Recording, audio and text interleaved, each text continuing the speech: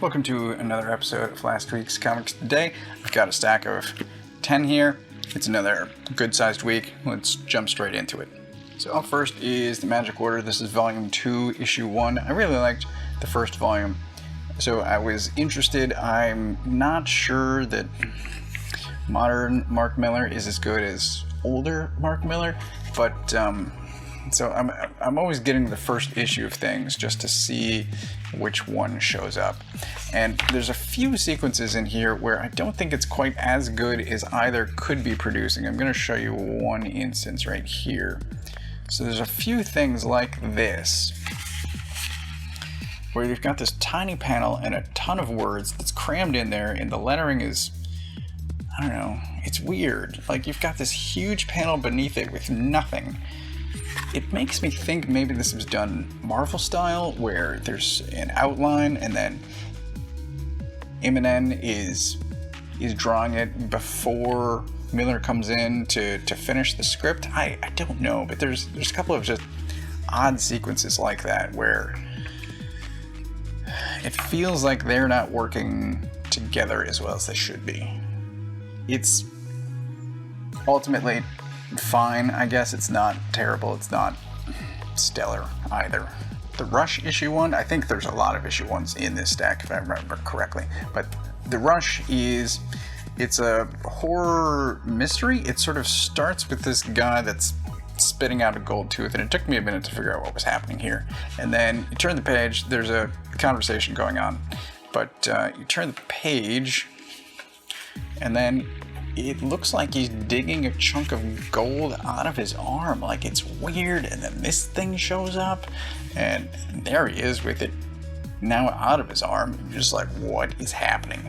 But after that, it switches to the story of a woman in search of her son and the literal lengths and distances she will go to find him. And I want to show you one more thing. I'm going to crop this selectively so I don't spoil anything, but is this town made inside of a volcano? Like, what? That's a weird placement. Anyway, it's very good.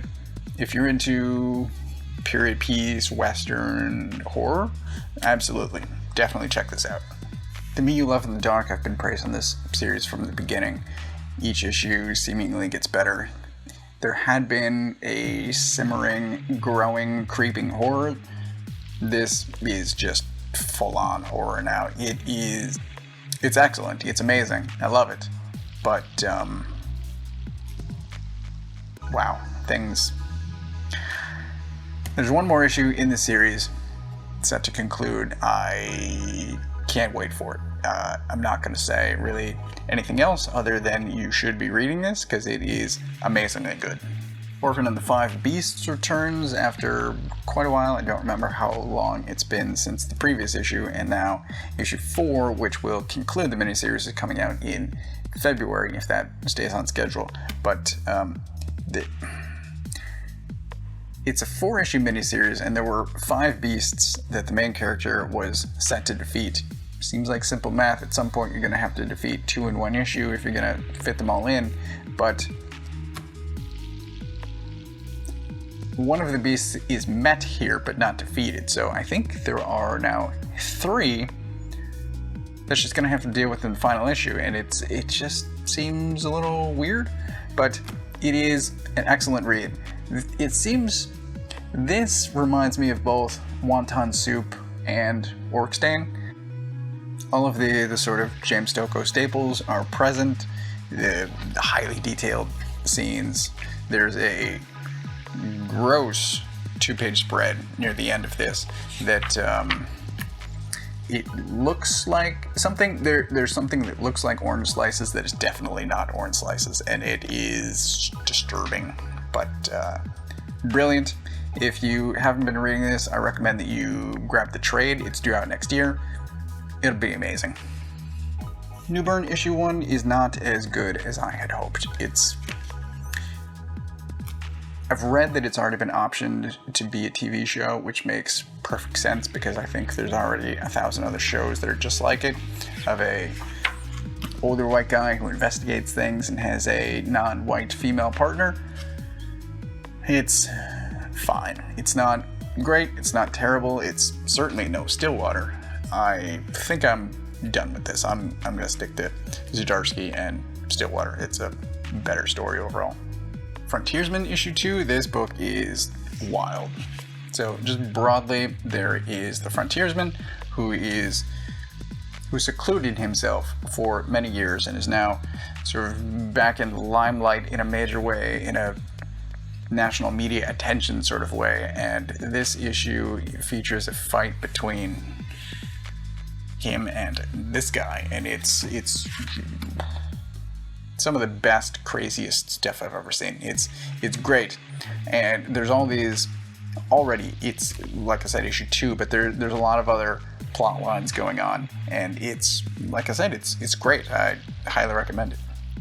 Hellboy, The Bones of Giants. This is one that I don't remember adding to my pull list, and I think I'm gonna have to review my pull list soon, because it's not the first time that's happened recently. But I'm glad that I didn't put it back on the shelf, so I'm glad that I read it.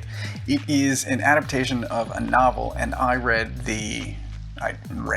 listened to the audiobook, also adaptation, recently, and it's great. It's a great story. Recommend it. Get the comic, get the audiobook, get the novel, get whatever it is. Get the story, because it's great. If you like Hellboy, you're really gonna love this. I guess I should mention something about the story.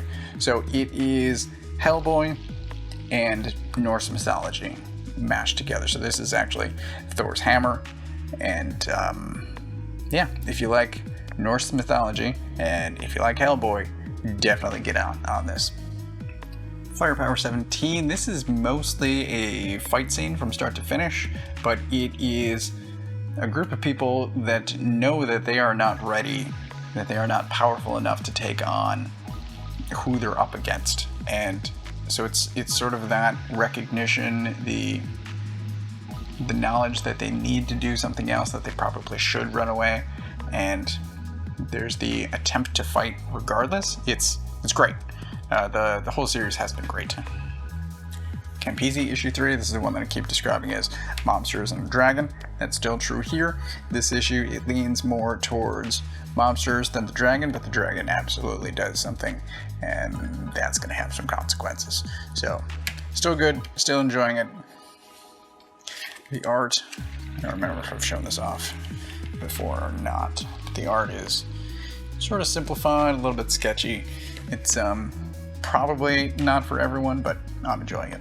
Human Target issue 1. This is one that I wasn't sure. I hadn't decided whether or not I was going to get this until the day before. There was a preview that came out, because I'm bleeding cool, on Tuesday.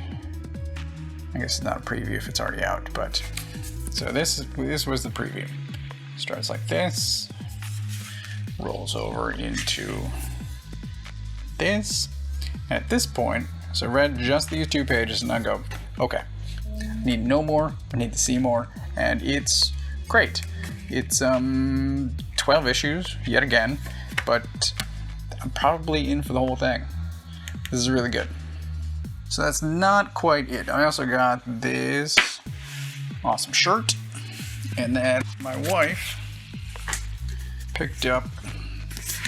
found Sweet Tooth on sale, so she got both of these. This is something like, it's 900 pages, 900 and change, and this is going to take me quite a while to read. I don't know when I will do a video on this. It will, months from now, eventually, you will see a video, but so grab these. We both like the show. I know that tonally this is very different from the show, but I'm still intrigued. And that is everything that I picked up this week.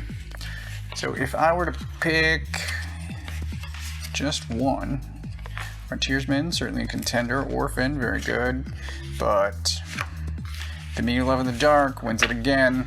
This book is incredibly good. In a week of great comics, this is still my favorite. So, as always, I picked up all of my books from a local comic shop. If you don't know where yours is, you can use this URL to find the one closest to you. Thanks for watching.